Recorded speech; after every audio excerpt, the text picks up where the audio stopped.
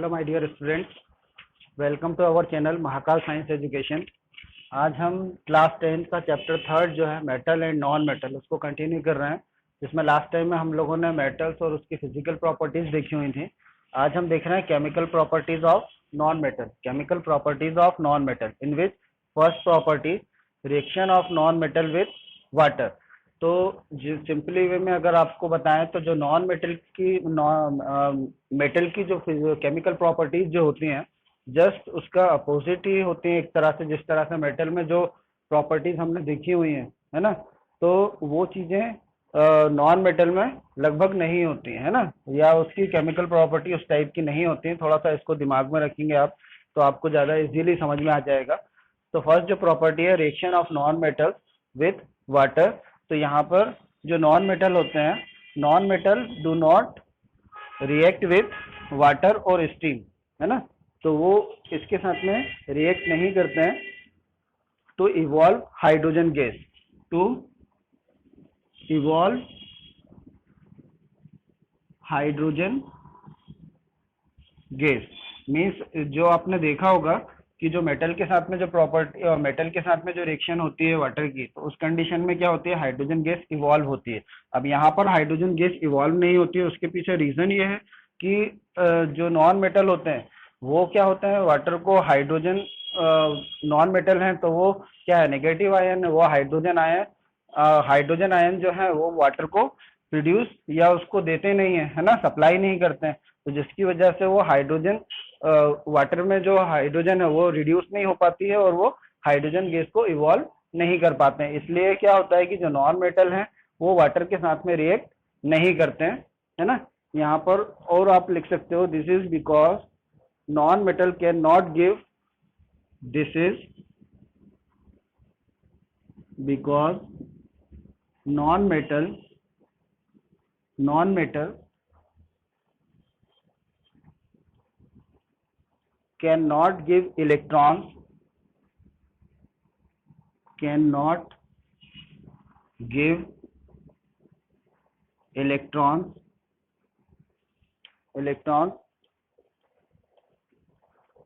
to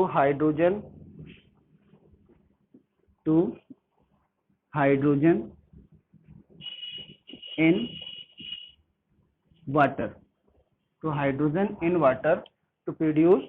और इसी वजह से क्या होगा कि जो हाइड्रोजन गैस होगी वो रिलीज या रिलीज नहीं होगी। देयरफॉर यहाँ पर ही लिख लो आप, therefore hydrogen gas can not be release, therefore hydrogen gas can not be released. ठीक है ना। मीन्स कि जो नॉन मेटल जो होते हैं वो क्या करते हैं, इलेक्ट्रॉन को की सप्लाई उनमें होती नहीं है क्योंकि वो नॉन मेटल है और नेगेटिव आयन होते हैं। और वो हाइड्रोजन गैस अगर वाटर को सप्लाई नहीं करेंगे तो वो क्या होगा कि जो हाइड्रोजन उस कंडीशन में वो हाइड्रोजन गैस जो होगी वो वाटर से वहां से रिलीज नहीं होगी, है ना। तो इसलिए जो नॉन मेटल होते हैं वो वाटर के साथ में रिएक्ट नहीं करते हैं। ये तो फर्स्ट प्रॉपर्टी हुई। देन सेकंड प्रॉपर्टी होती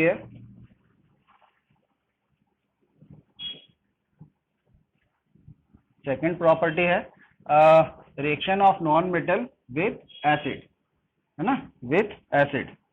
तो एसिड के साथ में जो नॉन मेटल हैं वो एसिड के साथ में भी रिएक्ट नहीं करते हैं, क्योंकि वही रीजन होता है इसमें भी कि वो नॉन मेटल जो हैं वो क्या होते हैं, इलेक्ट्रॉन एक्सेप्टर होते हैं, वो इलेक्ट्रॉन को सप्लाई नहीं करते हैं। जिसकी वजह से क्या होगा, जो हाइड्रोजन आयन है एसिड के वो रिड्यूस नहीं होते हैं और हाइड्रोजन गैस को रिलीज नहीं करते हैं। मीन कहने का ये है कि जो मेटल के साथ में रिएक्शन होती है तो एसिड क्या होते हैं, मेटल के साथ में रिएक्ट करने पर वो हाइड्रोजन गैस को रिलीज करते हैं या हाइड्रोजन गैस देते हैं। लेकिन नॉन मेटल क्योंकि ये इलेक्ट्रॉन एक्सेप्टर है, इस वजह से ये हाइड्रोजन आयन देता ही नहीं है और उसके कारण क्या होता है कि जो एसिड के साथ में रिएक्शन होती है इनकी, उस कंडीशन में ये हाइड्रोजन गैस को रिलीज नहीं करते। अल्टीमेटली इसकी जो रिएक्शन होती है नॉन मेटल की विद डाइल्यूट एसिड, है ना, उस कंडीशन में ये हाइड्रोजन गैस रिलीज नहीं करते हैं, ठीक है ना। तो आप यहाँ पर उसको लिख सकते हो कि non metal do not react with dilute acid. Non यहाँ लिख रहा हूं मैं, सेकेंड टाइप की प्रॉपर्टी है, non metal do not react with dilute acid. वो जो होते हैं नॉन मेटल डाइल्यूट एसिड के साथ में रिएक्ट नहीं करते हैं to release hydrogen gas, to release hydrogen gas, है ना। मतलब कि वो अगर जो डाइल्यूट एसिड है ना, हाइड्रोजन गैस डाइल्यूट एसिड की अगर बात करते हैं तो उस कंडीशन में जो नॉन मेटल होते हैं वो डाइल्यूट एसिड के साथ में रिएक्ट करने पर क्या करेंगे कि हाइड्रोजन गैस को रिलीज नहीं करते हैं। इसके पीछे रीजन क्या है, because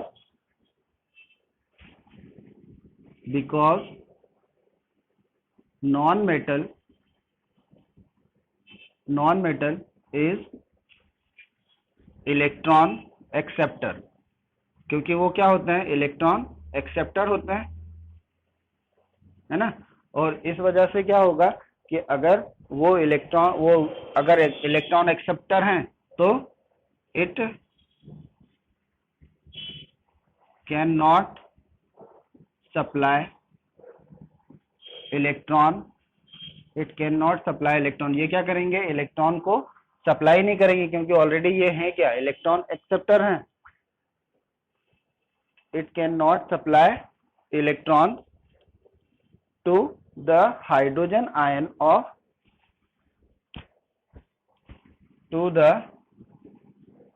hydrogen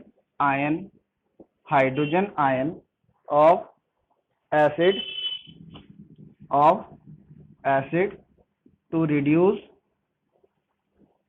to reduce them to hydrogen gas,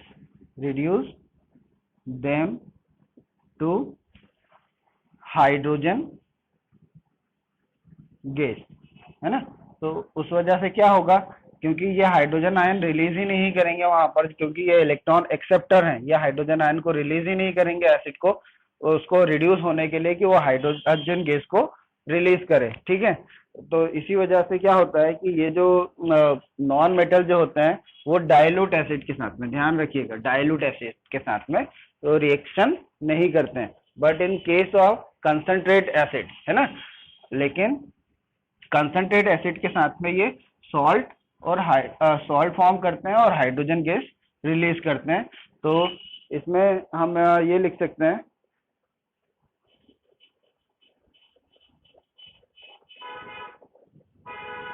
but on heating with concentrate acid,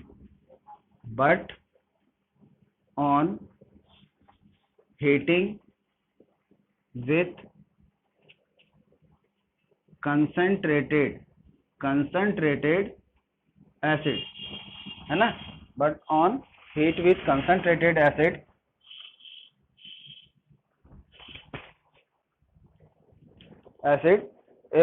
ये जो होंगे वो क्या करते हैं, दीज फॉर्म ऑक्साइड और सॉल्ट। तो ये क्या फॉर्म करेंगे, ऑक्साइड और सॉल्ट फॉर्म करते हैं, है ना। दे फॉर्म कंसंट्रेटेड एसिड, दे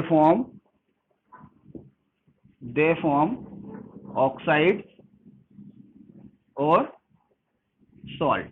तो उस कंडीशन में ये सॉल्ट फॉर्म कर सकते हैं और ऑक्साइड फॉर्म कर सकते हैं। कंडीशन क्या होगी कि एसिड क्या होना चाहिए, कंसंट्रेटेड एसिड होना चाहिए। जैसे फॉर एग्जांपल यहाँ पर मैं एक दो एग्जांपल आपको बता रहा हूँ कि अगर आप रिएक्शन करवाते हैं, ये आपका नॉन मेटल होता है सल्फर, है ना, which is solid in state with react with acid. अब यहाँ पर एसिड फॉर एग्जांपल हमने लिया H2SO4।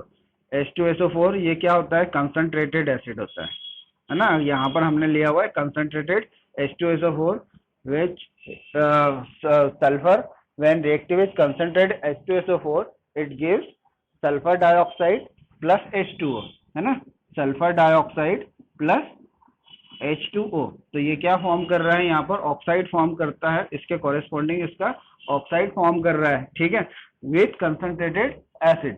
तो यहाँ पर इस रिएक्शन को आप बैलेंस भी कर सकते हो। रिएक्शन को बैलेंस करने के लिए क्या हो जाएगा, यहाँ पर सल्फर आप क्या देख रहे हो, 1 2, यहाँ पर सल्फर कितने हैं, 1, ठीक है। और उससे पहले अगर आप यहाँ पर देखो हाइड्रोजन, है ना, हाइड्रोजन यहाँ पर 2 हैं, यहाँ पर 2 हैं। ऑक्सीजन को देखो, ऑक्सीजन 4 है ना, यहाँ पर 4 है, और यहाँ पर कितने हैं, 3 हैं, ठीक है। तो यहाँ पर 4 करने के लिए अगर आप यहाँ पे लगा देते हैं 2, तो यहाँ पर ऑक्सीजन 4 हो गए, यहाँ पर ऑक्सीजन 4 हो गए। अब आप देखो हाइड्रोजन को, तो हाइड्रोजन को अगर आप देखोगे तो हाइड्रोजन यहाँ पर कितने हैं, 1 2, मतलब 4 है, तो यहाँ पर कितने हैं, 2 हैं, तो यहाँ पर आपने 2 लगा दिया, ठीक है। अब इस कंडीशन में क्या हो रहा है कि ये हाइड्रोजन तो हो गए बैलेंस। अब सल्फर को अगर आप देखोगे तो सल्फर यहाँ पर कितने हो गए, 2, और एक ये 3, टोटल कितने हो गए, 3, तो यहाँ पर हमने क्या कर दिया, 3। अब अगर आप पूरी रिएक्शन को आप देखोगे तो उस कंडीशन में क्या हो रहा है, अगर आप बैलेंस करके देखो तो 4 2 जा 8, ऑक्सीजन 4 2 जा 8, है ना, और 3 2 जा 6, 6 और +2, तो हाइड्रोजन यहाँ पर भी ऑक्सीजन 8 हो गए, यहाँ पर भी ऑक्सीजन 8 हो गए, सल्फर यहाँ पे 3 हो गए, यहाँ 3 हो गए, है ना, प्रोडक्ट साइड में। और हाइड्रोजन देखें तो यहाँ पर 4 है और यहाँ पर भी 4 है। अल्टीमेटली ये रिएक्शन जो है क्या हो गई है, बैलेंस रिएक्शन। और यहाँ पर क्या बना हुआ है, सल्फर डाइऑक्साइड, है ना, इसको कहा जाता है सल्फर डाइऑक्साइड। मतलब एक तरह से इसने क्या फॉर्म कर लिया, ऑक्साइड फॉर्म कर लिया। इसी तरह से एक और रिएक्शन आप देख लो, सेकेंड टाइप ऑफ रिएक्शन है कि अगर सल्फर को आप HNO3 के साथ में रिएक्ट करवाते हैं, HNO3 मतलब नाइट्रिक एसिड, है ना, नाइट्रिक एसिड, और यहाँ पर भी ये जो नाइट्रिक एसिड लिया हुआ है ये कंसंट्रेट एसिड है। तो जब आप when sulphur react with nitric acid, concentrate nitric acid, है ना, और यहाँ पर आप क्या कर रहे हो, उसको हीट कर रहे हो, मतलब एक तरह से एक्सोथर्मिक रिएक्शन ही होती है उसकी, है ना। तो इसको जब आप हीट करोगे तो हीट करने पर क्या देगा, ये जो सल्फर होगा वो देगा H2SO4, H2SO4 plus NO2 plus H2O, ठीक है। तो ये क्या देता है, यहाँ पर देखो आप क्या दे रहा है, ये एक तरह से इसको कहेंगे अपन सॉल्ट है, ये एक्वस फॉर्म में मिलेगा आपको, है ना। और यहाँ पर ये क्या हो गया, ये ऑक्साइड हो गया, है ना। ये जो ऑक्साइड होता है ये रेडिश ब्राउन वेपर्स की निकलती है। जब HNO3 को आप सल्फर के साथ में रिएक्ट करवाते हैं तो इसकी आपको वेपर्स मिलती हैं, रेडिश वेपर्स, है ना, वेपर्स, रेडिश वेपर्स फॉर्म होती हैं उसकी। तो और इसको आप जब आप बैलेंस करोगे तो बैलेंस करने के बाद इन शॉर्ट में आपको यहाँ पे बता देता हूँ, इसको बैलेंस 6 यहाँ पर आएगा, और H2SO4 6NO2 प्लस जो H2O है ये ट्वाइस H2O, ठीक है। तो यहाँ पर कहने का मतलब ये है कि जो नॉन मेटल होते हैं वो एसिड, जो डाइल्यूट एसिड होते हैं उनके साथ में रिएक्ट नहीं करते हैं, और जो कंसंट्रेट एसिड होते हैं उनके साथ में रिएक्ट करने पर वो सॉल्ट, ऑक्साइड और सॉल्ट फॉर्म करते हैं, ठीक है ना। तो ये हो गया second type of properties, chemical properties. इसी तरह से थर्ड जो प्रॉपर्टी है वो कहलाती है डिस्प्लेसमेंट रिएक्शन। तो जनरली जिस तरह से मेटल जो होते हैं वो डिस्प्लेसमेंट रिएक्शन शो करते हैं, उसी तरह से जो नॉन मेटल होते हैं वो भी डिस्प्लेसमेंट रिएक्शन शो करते हैं। तो third type of property which is displacement reaction, displacement reaction. तो जो डिस्प्लेसमेंट रिएक्शन जो होगी तो यहाँ पर आप उसको लिख लो in short, non metals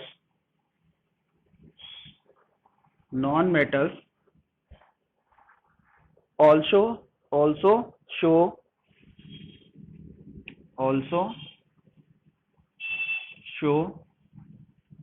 displacement reaction like metals, like metals means कि जिस तरह से मेटल जो होते हैं वो भी डिस्प्लेसमेंट रिएक्शन शो करते हैं, उसी तरह से नॉन मेटल जो होते हैं वो भी क्या करते हैं, डिस्प्लेसमेंट रिएक्शन शो कर सकते हैं, है ना। तो यहाँ पर जैसे फॉर एग्जांपल मैं यहाँ पर एग्जांपल लूँ कि वो कोई नॉन मेटल है लाइक Cl2 क्लोरीन, है ना। अब ये क्लोरीन जो है यहाँ पर क्या है, नॉन मेटल है ना, क्योंकि इस पर नेगेटिव चार्ज होता है। प्लस अगर ये रिएक्ट कर रहा है सोडियम ब्रोमाइड से, NaBr, ये कहलाता है सोडियम ब्रोमाइड, सोडियम ब्रोमाइड, और ये क्या है, chlorine, chlorine. When chlorine react with sodium bromide to form, क्या बना लेगा ये, NaCl फॉर्म करेगा, है ना, to form NaCl plus Br। अब इसने क्या कर दिया, इस ब्रोमीन को क्लोरीन ने क्या कर दिया, डिस्प्लेस कर दिया, तो इसलिए ये रिएक्शन क्या शो कर रहा है, डिस्प्लेसमेंट रिएक्शन, है ना। अब आप यहाँ पर क्या कर सकते हो, इस रिएक्शन को बैलेंस कर सकते हो, है ना। अब इसको रिएक्शन को बैलेंस करने के लिए आप क्या करोगे, Cl2 है यहाँ पर 1 है, इसको बैलेंस करने के लिए यहाँ पर आपने 2 लगा दिया, सोडियम को बैलेंस करने के लिए यहाँ पर 2 लगा दिया, और जो अब ब्रोमीन जो है ना, ये Br है, तो यहाँ पर आपने 2 लगा दिया, ठीक है। तो यहाँ पर ये क्या बन गया, सॉल्ट बन गया एक, ठीक है। अल्टीमेटली जो रिएक्शन है वो क्या है, डिस्प्लेसमेंट रिएक्शन, क्योंकि यहाँ पर क्लोरीन ने ब्रोमीन को क्या कर दिया, डिस्प्लेस कर दिया, है ना। तो ये कुछ केमिकल प्रॉपर्टीज थी नॉन मेटल्स की। इसके आगे हम नॉन मेटल और मेटल से रिलेटेड आगे देखेंगे, है ना। अब इनको अच्छी तरह से आप लिखिएगा, नोट करिएगा, और प्रिपेयर करने के बाद इनको अच्छी तरह से लर्न करिएगा, बहुत इंपॉर्टेंट चीज़ें हैं ये, क्लियर। एट लास्ट चैनल को सब्सक्राइब करें, लाइक करें, शेयर करें। Thank you.